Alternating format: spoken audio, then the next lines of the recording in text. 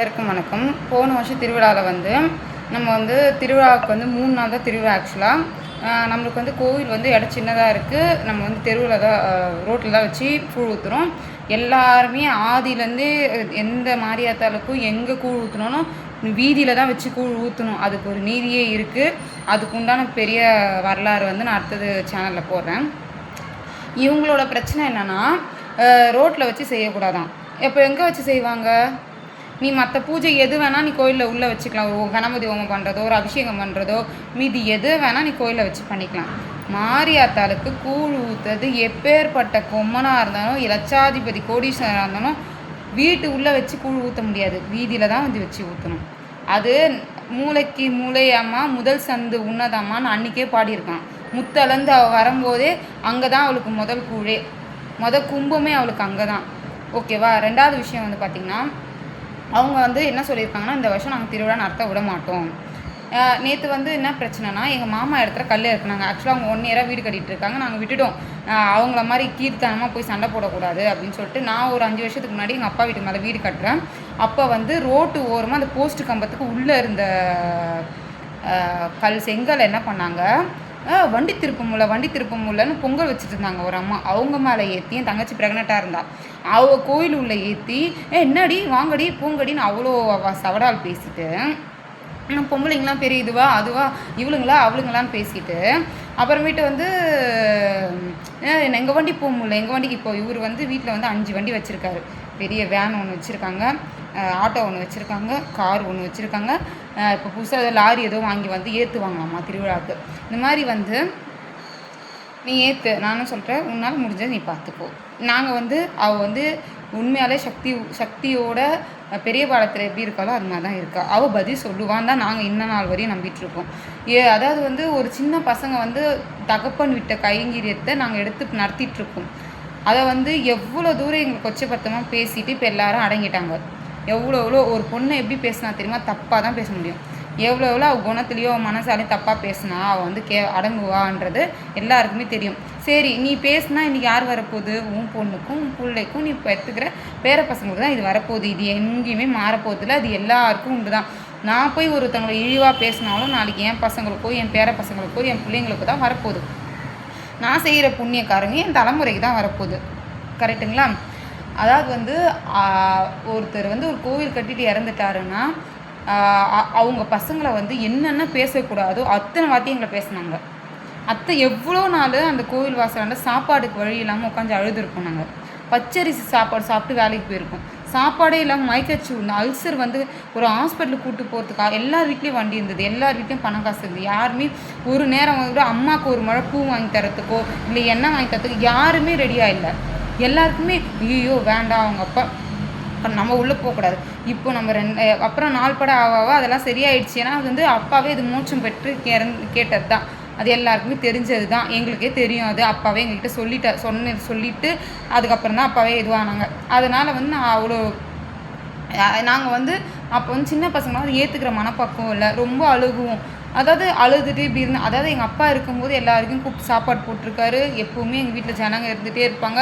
எந்த ஒரு மாசி மாதம் மசனக்கோள அமாவாசைக்கும் நாங்கள் பூஜை போடுவோம். வீட்டில் ஆடி மாதம் திருவிழாக்கும் பூஜை போடுவோம். ஆடியில் 5 வாரமும் கூழ் ஊற்றுவோம் பெரியவாழ்த்தாக்கு. இந்த மாதிரி பல வேலை நாங்கள் அவளுக்கு செஞ்சு வச்சு அவளை கும்பிட்டு கோடிச்ச குடும்பம். இது சாதாரண குடும்பமே கிடையாது. சரியா? இவங்க என்ன சொல்கிறாங்க, போன வருஷம் அதாவது நான் திருவிழாவுக்கு கூப்பிடல. என்ன ஒருத்தவங்க ஒரு விஷயத்தை கூப்பிட்னாலும் அவங்க வீட்டில் ஒரு அலுவல் வச்சு நான் என்ன பண்ணுவேன்னா தலையிட மாட்டேன். அவங்க என்னமோ பண்ணிட்டு போகிறாங்கப்பா, அப்பா சாமி இருந்தால் நான் அமைதியாக இருப்பேன் சிவான்ட்டு. ஏன்னா இன்றைக்கி நான் செய்கிற வேலையில் நீ தலையிட்ட நாளைக்கு கல்லை தூக்கி போகிறதுக்கு கூட ஆண்டவர் ரெடியாக இருப்போம் நம்ம தலை மேலே. சரி, ஓகே, நம்ம அமைதியாக விட்டுட்டோமா? வண்டி எடுத்து போயிட்டு எவ்வளோ தூரம் அவங்க சொந்தக்காரங்களை கூப்பிட்டு போக முடியுமோ அந்த அளவு போய் பம்பக்காரன் பம்பு அடிக்கிறாரு. நாங்கள் இங்கே உட்காந்துட்ருக்கோம். போட்டனால கோயில் உள்ள சுத்தமாக போக முடியாது. கூழ்பானை சனிக்கிழமை நைட்டு சனிக்கிழமை அக்னி செடி கிளம்புறதுக்கு கூழ்பானை இங்கே வச்சுருக்கோம். காசிட்ருக்காங்க. கூழ் காசு சூடு அந்த தண்ணி வைப்போம்ல, நசுக்கிட்டு போயிட்டாங்க. கூழ்பானை நசுக்கிட்டாங்க.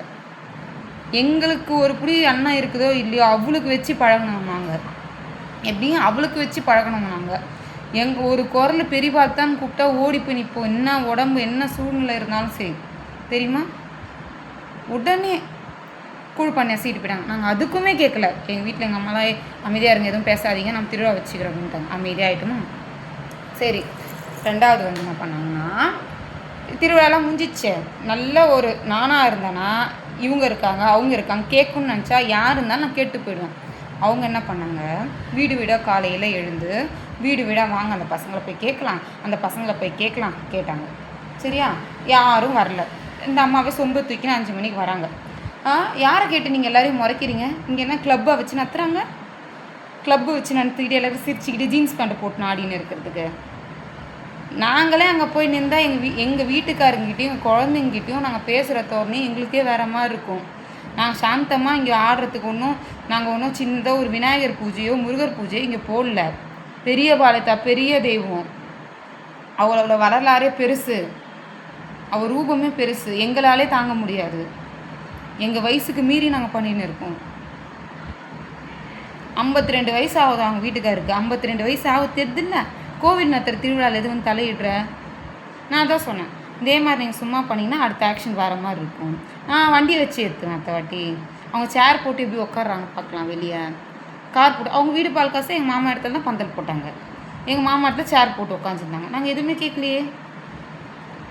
அப்போ அவங்களுக்குலாம் வந்து ரோடு பொதுவு, அவங்களுக்குலாம் எல்லாமே உரிமை இருக்குது. நாங்கள் வண்டி என் வண்டி ஆப்போசிட்டில் விட்டதுக்கு அவங்க லாரி வச்சு இடித்தாங்க. என் வண்டி இடித்தாங்கன்னா இப்போ நாங்கள் எங்கள் வேப்ப மரத்தாண்ட வண்டி விடுறோம். நீ ஏன் இப்போ வேப்ப மரத்தாண்ட வண்டி விடுற? இந்த லேடிக்கு என்ன பிரச்சனையே தெரியல. ஆக்சுவலாக அதாவது வந்து பணம் பிரச்சனை ஒரு பிரச்சனை. ஏன்னா நம்ம கோயிலில் குறி கிடையாது, அன்றாடம் நம்மளுக்கு வந்து வருமானம் கிடையாது. 50 100 தட்டில் விடுறதுக்கு சுத்தமாக காசே கிடையாது கோவிலில். எது இருந்தாலும் எங்கள் கை காசு போட்டு தான் பண்ணிகிட்ருக்கோம். நான் கோவிலுக்கு யாரும் இங்கே பக்கத்தில் யாரும் பூலாம் வாங்கிட்டு வந்து தரது கிடையாது. நாங்களும் கேட்க மாட்டோம். இன்றைக்கி கிடையாது, எங்கள் அப்பா இல்லாத நாள்லேருந்து கேட்கவும் மாட்டோம். கேட்டுட்டு அவ்வளோ வந்து பூ வாங்கிட்டு வந்து நாங்கள் எப்போவுமே எப்போ டெய்லியுமே வாங்கிட்டு தரேன். வாரத்தில் ஒரு நாள் இல்லை, இந்த பொங்கலுக்கு ஆடி மாதம் இந்த அவ்வளோ பூ குத்துட்டு நாங்கள் அம்மாவுக்கு எப்பவுமே செய்யறது தானே. மாரியாத்தலுக்கு அளந்து கொட்டினாலும் வாய் தந்து சொல்லக்கூடாது. அப்போ தான் நம்ம குடும்பத்தை நல்லா வச்சுருப்பா. நாங்கள் சாமான் தேய்ப்போம், துணி துவைப்போம், இங்கே போவோம் அங்கே போவோம். அப்போல்லாம் அப்பா இல்லாத அந்த வருஷம் திருவிழா பண்ணும்போது 2 பேனரு 10 பேனரு நாங்கள் 2 பொண்ணுங்க பிடிச்சின்னு போகிறோம். இந்த தெருவில் இருக்கவங்க அப்படி தான் வண்டியில் போகிறாங்க. என்னங்கம்மா நான் அத்தனை வந்து வைக்கட்டுமான்னு கூட ஒரு வார்த்தை கேட்கல தெரியுமா. எங்கள் மனசு இன்னும் கூட அந்த காட்சி என் கண்ணில் இருக்குது. மாந்தியம்மன் கோயில் திருவிழாவுக்கு போயிட்டு வந்த நைட்டு அதுக்கு என்ன வார்த்தை திரும்ப பேசினாங்க, கோயிலாக போக வேண்டிதான், அதுக்கு எந்த நேரத்தில் போகணுன்னு இல்லை. அந்த சாமி தான் இன்றைக்கி எங்களை இது வரையும் நல்லா வச்சுருக்கு. சொந்த பந்தம்லாம் இருக்கிற வரையும் பணம் காசு இருக்கிறதும் தேஞ்சிச்சுன்னா எதுங்களும் வராதுங்க. கடைசியில் நம்ம நல்லபடியாக போகிறதும் நல்லபடியாக இருக்கிற வரைக்கும் வாழ்கிறதும் நோய் நொடி இல்லாமல் சாகிறதும் இந்த ஈசன்கிட்டையும் நம்ம காமாட்சிக்கிட்டேயும் தான் இருக்குது. அவ்வளோ கஷ்டப்பட்டுருக்கோம். காமாட்சியோட இன்றைக்கி தான் காமாட்சி அம்மன் கோயில் எங்களை எல்லாருக்கும் தெரியுது. ஒரு நேரத்தில் நானும் என் தங்கச்சியும் வேலைக்கு போயிட்டு இந்த ராத்திரி 10 மணிக்கு தான் கோயில் மூடுவாங்க. அங்கே 1 2 அண்ணாக்கெலாம் தெரியும். அந்த நெய்வேத்திய பிரசாதம் தான் எங்களுக்கு சாப்பாடாகவே இருந்திருக்கு. ஐயோ இன்னைக்கு கோவிலில் இல்லாமல் போயிடுமோ காமாட்சி அப்படின்னு நினச்சிக்கலாம் நான் பஸ்ஸில் வந்துட்டுருக்கேன் தெரியுமா. பல நாள் அது தேவாமிர்தம் மாதிரி இருக்கும். அது எனக்கு இன்னமும் அது எனக்கு கிடைக்கலன்னு நினச்சி நான் நைட்லலாம் வருத்தப்பட்டிருக்கேன். அன்னைக்கு கிடச்ச பிரசாதம் நான் சாப்பிட்டுக்கிட்ட 14-15 வருஷம் ஆகுது. இன்னமும் என்னால் மறக்க முடியல. அவள் அன்றைக்கி ஒரு தொன்னையில் தான் தருவாங்க. ஆனால் நல்லாயிருக்கும். நிறைய பேர்லாம் இருக்க மாட்டாங்க, கொஞ்சம் பேர் தான் 2 டைம் கூட வாங்கிக்கலாம். அப்போல்லாம் அந்த கொரோனா கிடையாதுல்ல. அதான் 10 மணிக்கு தான் கோவிலே மூடுவாங்க தெரியுமா. நாயா பேயா இந்த பிரச்சனை அந்த பிரச்சனை, நாயா பேய ஓடுவோம், அழுகுவோம், எவ்வளோ துன்பப்பட்டோம். இப்போல்லாம் வாயை மூடிக்கின்னு விளக்கண மாதிரி தானே இருந்த. இப்போ மட்டும் உனக்கு எங்கம்மா ஊற்றுது. அவளை பார்த்து நான் போடுறேன். நேற்று சொல்லிட்டு போகிறாங்க. நான் அந்த வீடியோ உங்களுக்கு ஆட் பண்ணி விடுறேன். இனிமேல் அவங்க கோவிலாண்ட என்ன சின்னதாக பண்ணாங்கன்னா வீடியோ எடுத்து போடுவேன். யாரை பற்றியும் தப்பாக போடணுன்றது கிடையாது. ஏன்னா நம்மளும் யாராவது வம்புக்கு தும்புக்கு போகிறோமா, ஏதாவது வந்து பேசுகிறோமா. கோயிலாண்டை வந்து எவ்வளோ பேர் குழந்தை நிற்காதவங்களுக்கு எவ்வளோ விஷயம் செஞ்சு தான் கொடுக்குறோம். காசே வாங்காமல் செஞ்சு கொடுக்குறோம். எதுக்கு நீங்கள் இப்படி பண்ணுறீங்க சொல்லுங்கள். இன்னும் என்ன தான் பண்ணட்டும். நீ ஏன் கோயிலை வச்சு நடத்துகிற? உங்கள் அப்பா கட்டின கோயிலாக அது? சரி, நீ தான் அவகிட்ட வந்து கேட்டுப்போ. அவகிட்ட ஏன் இந்த பசங்க கோயிலை வச்சு நடத்துதுன்னு கேட்டவங்க குடும்பமே இல்லாத அளவு ஆக்கியிருக்கா தெரியுமா. பித்து பூச்சி போனவங்க கை கால் விழுந்தவங்களாம் இருக்கிறாங்க எனக்கு கதையில். நான் சொல்லிட்டா, பெரிய பார்த்தவனும் சாதாரண தெய்வம் கிடையாது. நாங்கள் பேசக்கூடாது, மற்றவங்க கஷ்டத்தை நம்ம சீண்டக்கூடாது. ஏம்மா நீங்களாம் இருந்து பார்க்குறீங்க? அவன் கட்டான்னா குத்துட்டு போயிடுங்க. யார்கிட்டயாவது யார்கிட்டயாவது குத்துட்டு போனால் யாராவது வந்து கேட்பாங்க, நீ எதுக்கு வந்து சொல்கிறத? ஒரு பொண்ணை பற்றி பேசினவனோ ஒரு மாரியாத்தை பற்றி தப்பாக பேசினா நல்ல நிலைமைக்கே வராது அவங்க குடும்பம். ஏம்மா உங்கள் வாயில் இதெல்லாம் சொல்கிறீங்க? ஏன் நீங்கள் தானே சொல்ல வைக்கிறீங்க? நீங்கள் தானே சொல்ல வைக்கிறது. நல்ல வாழ்த்து வாங்கிக்கோங்க. நல்லது சொன்னால் மட்டும் பழிக்கும் போது இனிப்பாக இருக்குதா? ஐயோ எங்கள் வீட்டில் உடம்பு சரியில்லைங்க, ஹாஸ்பிட்டலில் சேர்த்து வச்சுக்கிற வேண்டிக்குங்க, ஒரு 10 லட்ச ரூபா பணம் வேணுங்க, நீங்கள் அம்மா கிட்ட வேண்டிக்குங்க. எப்படிங்க வேண்டிக்கணும்? என் பையனுக்கு வேலை கிடைக்கல, சாமிக்கிட்ட பழம் வச்சு தரீங்களா? இப்படி சொல்லிட்டு போனாலே பெரிய பார்த்தா செய்வா, நாங்கள் எழுதி தரோம்.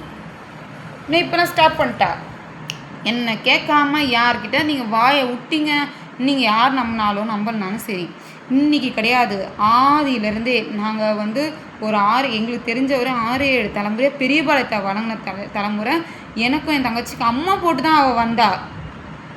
இன்னும் சும்மா ஒன்றும் மற்ற சாமியாருக்கு மாதிரி வாங்கி வச்ச சிலை கிடையாது. அம்மா போட்டு எங்கள் அப்பாவை பல சோதனைக்கு ஆளாக்கி கோவில் கட்டினவனே மாந்திரி இது எங்கள் அப்பா இல்லாத பண்ணாங்க. அம்மா கிட்ட திருவடிக்கே அவர் போனாலும் சில சூட்சமங்கள் நடந்தது இல்லை, நான் சொல்லவே மாட்டேன். அதனால தான் இன்றைக்கெலாம் சின்னதாக எவனா வேலை பார்க்குற ஆளாக இருந்தால் நாங்கள் கிட்டே சேர்க்கறது கிடையாது. ஏன்னா நம்மளால முடியாது, போதும். ஏன் பெரிய பார்த்தாக்கு இங்கேம்மா பார்க்கறதுக்கு ஆளே இல்லையா? 1000 இடத்துல கோயில் கொண்டவாவ தெரியுமா? அதாவது மற்ற தெய்வங்களுக்கு கூட நிழல் பார்த்து தான் நிற்கும். பெரிய பாலத்தை அப்படி கிடையாது. எந்த ஓலை குடிசையில் ஆற்று மேட்டில் எல்லாத்துலேயும் இருக்கிறவ பெரிய பாலத்தா. இந்த நார்த் மெட்ராஸ் ஃபுல்லாக போய் பாருங்கள். பவானினா யாருன்னு தெரியும். ஆடி மாதம் அங்கே மிக்காத கூழுக ஈகே கிடையாது அங்கே, தெரியுமா? புரிகாரங்க குப்பை அழுறவங்க, மீன் விற்கிறவங்க, பணக்காரங்க எல்லாருமே அவளுக்கு ஊற்றாத கூழே கிடையாது, தெரியுமா? நான் எழுதி தரேன் எங்கள் அம்மா யாருன்னு. அவ பிள்ளைங்க நீ நான் பார்க்குற எவ்வளோ கொச்சையாக பேசுகிறாங்க தெரியும். மண்டல பூஜையில் அபிஷேகம் பண்ணுறோம், அதுக்கு பின்னாடி போய் தப்பாக பேசியிருக்காளுங்க. ஏன் கல்யாணம் பண்ண என்ன முழு நேரம் அந்த வேலையிலே இருக்கணுமா? இறைவன்கிட்ட இருக்கிறவங்கள என்னென்ன பேசணுன்னு கூட அவங்களுக்குலாம் தெரியாது. நானும் இதெல்லாம் சொல்லக்கூடாது, நம்ம மீடியாவில் எடுத்துகிட்டு வரக்கூடாது, இதெல்லாம் தப்பு நினச்சிட்டு இருந்தேன். இந்த லேடி எங்களுக்கு ரொம்ப நெஞ்சு வலியாக ஆயிடுச்சுங்க, தெரியுமா? நீங்களாம் இன்னொரு பொம்பளை சொல், நீங்களாம் முன்னே எப்படியோ இருந்தீங்க, ஏன் என்ன எப்படி இருந்தாங்க? நான் ராத்திரி 10 மணிக்கு வேலைக்கு போயிட்டு வந்து நாயாப்பையா சோத்தண்ணி வழி இல்லாமல், அடுத்த வேலைக்கு என்னன்னு தெரியாமல், என்ன பண்ண போகிறோன்னு தெரியாமல், தாய் தகப்பம் இல்லாமல், திக்குக்கும் என்ன பண்ண போகிறோன்னு தெரியாமல், காமாட்சி ஒரு நாளும் நாங்கள் இங்கேருந்து கிளம்பும்போது பெரியவாத்தாயிட்டு காமாட்சிட்டு சொல்லாமல் என்றைக்குமே கிளம்புனதே கிடையாது. அவளே போதும் எங்கள் சாட்சிக்கு, சரியா? எப்படி உன் மடியை முதல்ல பாருமா, நம்ம போட்ட மடியில் எப்படி இருக்குதுன்னு முதல்ல பாரு. நம்ம காய்ச்ச பழம் எப்படி இருக்குதுன்னு பாரு. அடுத்தவங்க மரத்தில் இருக்கிற பழத்தை நம்ம பார்த்தோன்னா நம்மளுக்கு காய்ச்சி எங்கே உழுதுன்னே தெரியாது. அதுதான் உண்மை. அடுத்தவங்க வீட்டுக்கு நம்ம நிழல் கொடுத்தா, அடுத்தவங்க குழந்தைக்கு நம்ம நிழல் கொடுத்தா, நம்மளுக்கு ஆண்டவனே நிழல் தருவான். ஊராமட்டு பசங்களை பேசினா தான் பசங்க தானாக நடக்கும். எல்லாம் கண்ணெதிர பார்க்குறோம். அதுக்காக நான் சிரிக்கிறதுக்காக சொல்லலை, எங்கள் பேச்சுக்கு வரக்கூடாது. நான் நிறைய நானே சொல்கிறேன், எங்களை பேசுறியா பேசு, அவள் கொலுவில் தலையிடாது. ஏன்னா உயிரை கொடுத்து திருவிழா நடத்துகிறோம் 3 நாள். அதாவது பம்பக்காரங்க இப்போ தான் வைக்கிறோம், பம்பக்காரங்க கிடையாது. அகிச்செட்டி எடுக்கணும், திருவிழா வேலை, எவ்வளோ வேலை, கடைக்கு போகிறது, 4 பேர்கிட்ட வசூல் பண்ணுறது. அவங்க 50-100 கொடுத்தா கூட பேசுகிற வார்த்தைகள் எப்படி இருக்கும் தெரியுமா? மனசு நொந்து போயிடும், தெரியுமா? நல்லதனமாக கொடுக்குறவங்க இருக்கிறாங்க, ஏளனமாக பார்க்குறவங்க இருக்காங்க. அது அப்படி தான் பார்ப்பாங்க. மாரியாத்தாளுக்கு கூழ் ஊற்றும் போது 4 பேர் வாங்காமல் அவங்களே சிரிப்பாங்க, கடைசியில் அவங்களுக்கே அது திருப்பி வரும். எவ்வளோ பேர் தெரியுமா? அப்படியே ஏழாலமாக கடவுள் இந்த பொண்ணுக்கிட்ட தான் இருக்கணும், இவ்வளோ பெரிய பூசாரிக்கிட்ட தான் சாமி இருக்கணும் அப்படிலாம் கிடையாது. யார் மனசில் வேணால் அந்த அம்மா இருப்பா. எங்களுக்கு பிரார்த்தனை இருக்குது, நாங்கள் கும்பிட்றோம், எங்கள் தலைமுறை அனுகிரகம் பண்ணியிருக்கா அவளை கும்பிட்றதுக்கு. நான் என்ன சொல்கிறேன், உனக்கு அந்த திராணி இருந்தால் நீ ஒரு கோவிலை கட்டு, அதில் ஒரு கோவிலை நீ ஒரு செங்கலை எடுத்து வச்சு கட்டும் போது எங்கள் அப்பா உயிர் பிரியும் போது அழுத வலி எங்களுக்கு தான் தெரியும்.